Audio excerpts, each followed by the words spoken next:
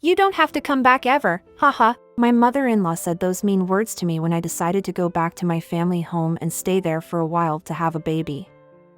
As I couldn't retort, she started packing my personal belongings into trash bags and even snatched the keys to my house. I guess there's no other choice.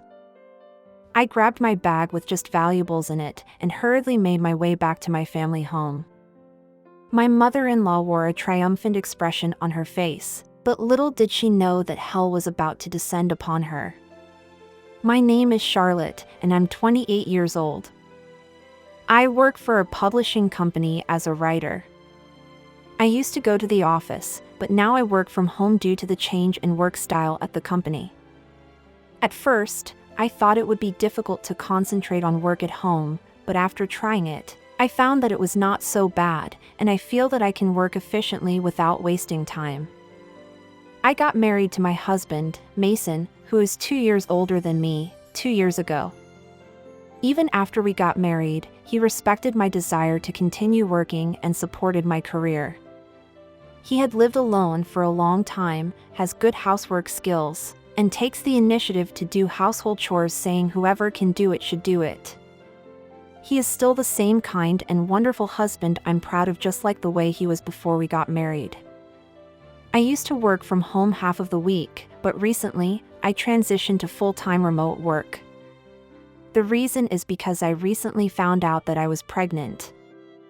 Both my husband and I love children, and we had been eager to start a family ever since we got married. So, when we found out about the pregnancy, we were both overjoyed, and my husband shed tears of happiness. We discussed and decided that it would be better if I can work from home, because if I have to go to the office to work, I'd have to take a train. Since I had to work overtime a lot when deadlines were close, it was a blessing to be able to work from home. Moreover, the company, aware of my pregnancy, made extra efforts to accommodate my work-from-home situation. Despite the fact that I had more time at home since I worked from home, my husband continued to assist with household chores without a fuss. He wouldn't listen even when I told him I could handle it myself because I'm home all day. He has been especially considerate of the strain on my body since we found out that I was pregnant. He was gentle and very reliable, to the point that I thought he might be overly concerned. He seems to be really looking forward to the birth of our child, and he comes home early every day and does the household chores with great enthusiasm, saying he will become a good father. Seeing him like that made me happy. However, there was one thing that worried me. It was my relationship with my mother-in-law. Ever since I found out about my pregnancy, my mother-in-law started visiting our house frequently. She used to come occasionally, but recently she comes to my house almost every day, saying she is worried about me as I'm pregnant. However, my relationship with my mother-in-law had been terrible from the very beginning of our marriage. Her attitude towards me was less than welcoming even when I first met her, and it only deteriorated over time.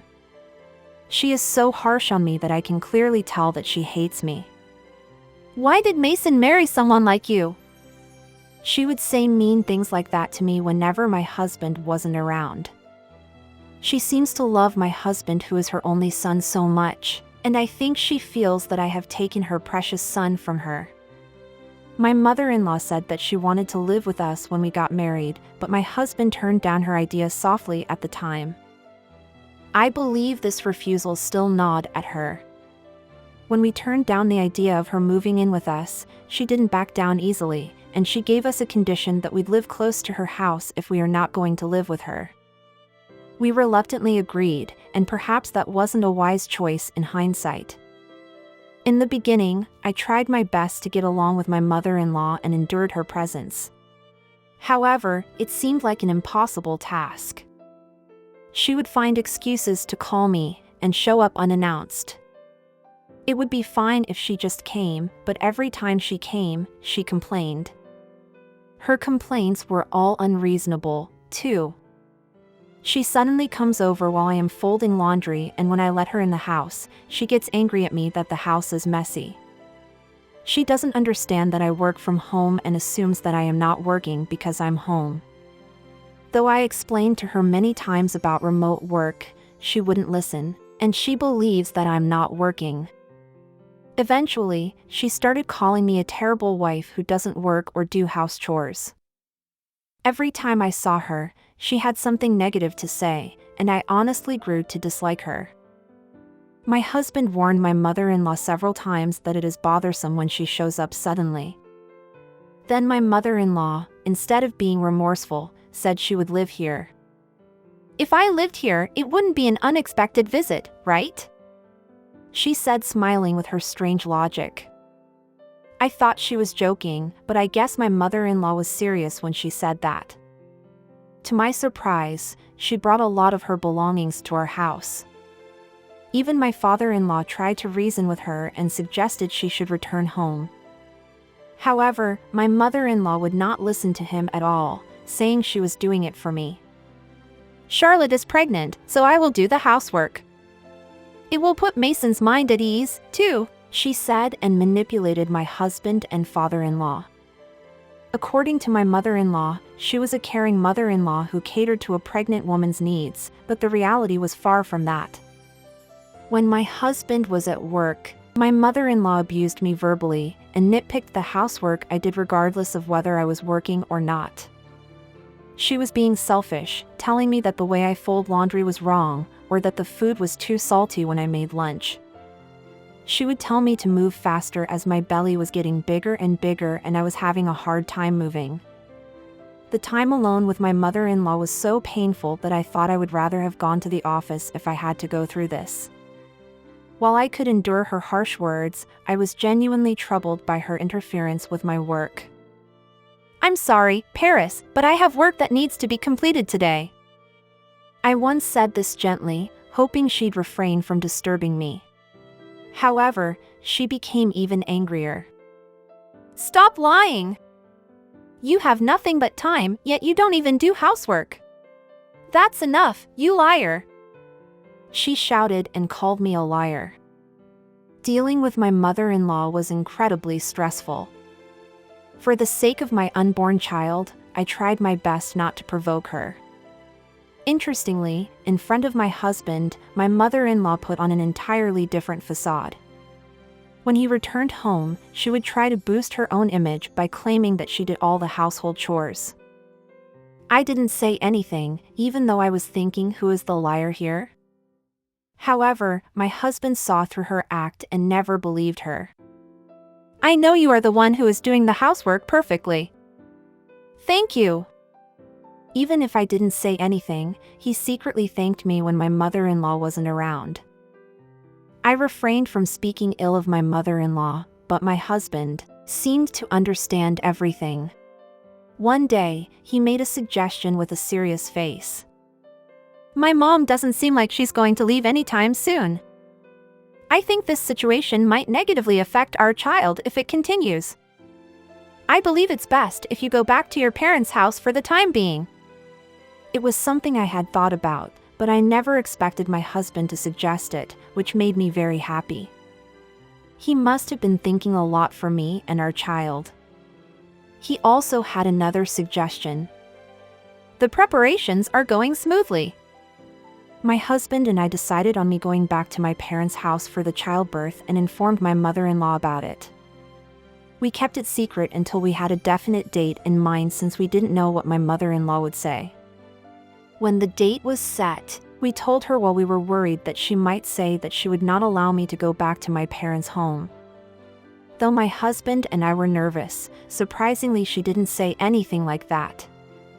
Oh, I see. That might be better for her. I was a little surprised at my mother-in-law's simple reply, which I had never imagined. Maybe she was genuinely concerned about her grandchild. It seemed she might care for our child, her beloved son's baby. What's more surprising is that she stopped saying harsh words to me completely from that day on. At first, I was suspicious of her sudden change, wondering if she had an ulterior motive, but it seemed not. She still didn't offer to help with anything, but she remained quiet all day, as if she had turned into a different person. While she seemed to watch my every move closely, I was more comfortable since I didn't have to listen to those harsh words which I used to hear many times a day. My work became more productive thanks to my mother-in-law, who became suddenly quiet. I could continue working from my parents' house, so I couldn't wait for the day to go back there. I was terribly sad to have to live apart from my husband for a little while, but I was happy to be away from my mother-in-law more than anything. As I spent several days carefully preparing for the move, one day, my mother-in-law entered the room with a creepy grin on her face. She smiled so weirdly that I was wondering what she was going to do to me. Then she started putting my stuff, one after another, into a garbage bag in her hand. "What are you doing, Paris?" I asked hesitantly, surprised by her sudden actions. "You're going back to your parents, right? Then, you don't need your stuff here, do you?" she said with a smile and continued happily putting my belongings into a trash bag. I realized that she didn't say any harsh words to me or didn't insult me for the past few days because she has been waiting for this moment. She was going to kick me out, so she must have thought that there was no need for saying harsh words to me anymore. My mother-in-law looked very happy while grumbling that she feels so good because all the things she doesn't need would be gone. All I could do was watch my mother-in-law's actions because I couldn't understand what she meant and was too stunned to say anything. Then, taking advantage of my lack of resistance, she even took the key to my house from my key case. I couldn't remain silent any longer. "Why are you doing this?" I tried to stop her, "But you don't need this," she brushed my hand away. I was getting angrier and angrier at my mother-in-law's reckless behavior. "Why are you going this far?" I asked, still in disbelief. "That's because I can't stand you. I don't even want to see your face anymore," my mother-in-law said as she glared at me with a sharp look in her eyes. I was amazed at my mother-in-law for saying it so clearly, and I couldn't help but laugh. I thought this was a good opportunity to have a proper conversation. "Why do you hate me so much? Did I do something? Your very existence annoys me," she continued. "I don't know how you managed to trick Mason." As I expected, she seemed to dislike the fact itself that I married her son. I was shocked to see my mother-in-law getting angry with a red face. No matter how much I love my child, I thought to myself, I don't want to be this kind of parent. "I can't believe you're saying such awful things when you're about to meet your grandchild," I retorted, my anger rising. "I won't be able to think that a child you give birth to is cute anyway," she said heartlessly. "And honestly, I'm not even sure if it's Mason's." She even said such terrible things to me with a straight face. As she insulted not only me but also my unborn child, I became more and more angry, wondering how she could say such a terrible thing. I felt like an idiot for thinking even for a moment that she would adore her grandchild. I didn't want to talk to her anymore. "Fine, I won't come back here ever again," I told her.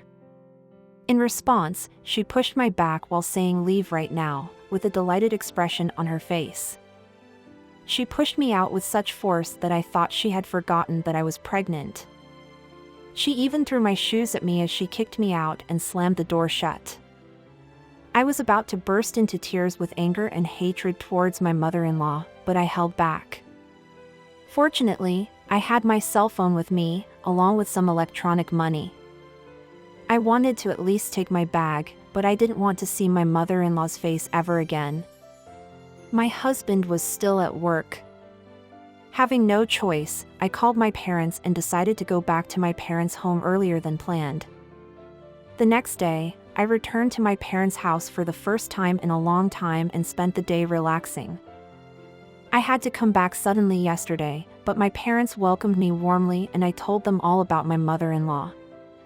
I couldn't help but cry when my mother told me that there is no need for me to get involved with my mother-in-law ever again and that I can give birth to my child without worrying about anything. I finally felt rested, not having to worry about my mother-in-law's eyes on me, not being verbally abused, and wondered when I've had a moment like this last time. However, there was something going on and I heard some noise at the front door. Curious, I went to see what was going on and I saw a surprising scene. My mother-in-law was apologizing and my mother was trying to stop her. My mother, who was stopping her, seemed very angry with my mother-in-law and I heard her ask my mother-in-law to leave. There was no way that my mother, who had heard everything my mother-in-law had said to me, would forgive her, and she was looking at my mother-in-law with a very cold expression on her face. My mother-in-law was crying uncontrollably, saying that my husband had cut ties with her. What my mother-in-law didn't know was that I had informed my husband about everything that had happened yesterday. I had recorded my interactions with her on a voice recorder and sent the data to him when I left the house. My habit of using a voice recorder for my work had proven useful in this situation.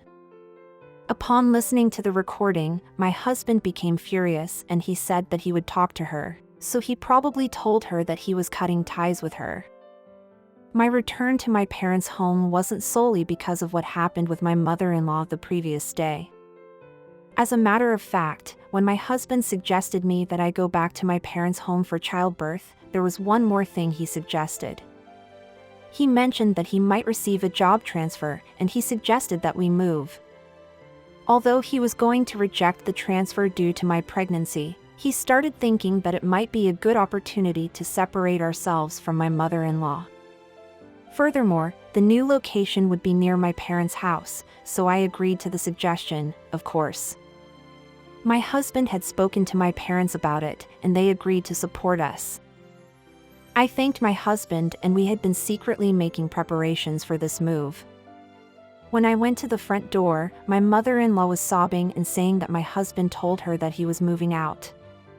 She cried and tried to get my mother's sympathy, but my mother seemed very annoyed. "Paris, you're causing a disturbance in the neighborhood. Please leave." I was not willing to talk to my mother-in-law, who had said terrible things to me, and I coldly shunned her. "Charlotte, please just come back once," she pleaded. "I still have your stuff. If you won't listen, I'll dispose of everything." My mother-in-law said this in a threatening manner and seems to be trying to get me to come back somehow. If I go back, my husband will come back, and I'm sure that she is going to kick me out again. I think she is a cowardly person. "I don't need them. You can throw them away." My mother-in-law was surprised by my unexpected words. In fact, my husband had sent all my necessary belongings to my parents' house in advance, little by little, without letting my mother-in-law find out. She had been too busy monitoring me, and it appeared she hadn't paid close attention to my husband's actions. My parents and I knew what my mother-in-law would do if she finds out, so we asked my husband to do everything discreetly. Therefore, the things she was trying to throw away that day were all unnecessary things that I sorted for disposal. As I explained this to her, her face turned more and more pale. "That's great, isn't it? Just as you wished. You never have to deal with us for the rest of your life. I just want you out of the house. I never said I wanted to be apart from Mason," my mother-in-law said in rage. I had told my mother about my mother-in-law, but my mother didn't realize how terrible she was until she saw it for herself, and she stared at my mother-in-law in shock. "Mason is only doing what's best as a father for our child. If you hadn't bullied me, it wouldn't have come to this. All you can do now is regret your actions." I spat out and kicked my mother-in-law out of the house. When I thought about what I had been through, these words weren't enough, but I felt really good to finally be able to truly get away from my mother-in-law. She continued to cause a scene in front of our house even after we went back inside the house. Because she was shouting so loudly that it could be heard even inside the house, and my mother, who was at her wit's end, called the police, and my mother-in-law was taken away by the police officers who arrived. It seems my father-in-law went to pick her up, and she received quite the scolding. Later, my father-in-law came to my parents' house to apologize, and he still keeps us posted on how my mother-in-law is doing. As expected, she was quite shocked when her son said that he was going to cut ties. and she seems to have reflected on her actions and lives a quiet life now. My husband found a new house in the location where he was transferred and moved in ahead of me. Our new home is incredibly close to my parents' place, which reassured me that I can raise our child at ease. My parents are also thrilled that we'll be living nearby. I'm truly grateful to my husband, who prepared everything on his own. On weekends, we go shopping to look at baby clothes, and we are looking forward to the day when we can finally meet our child. While there are many worries that come with being first-time parents, I can't help but be excited about our future. I'd like to continue to build a wonderful home with my husband,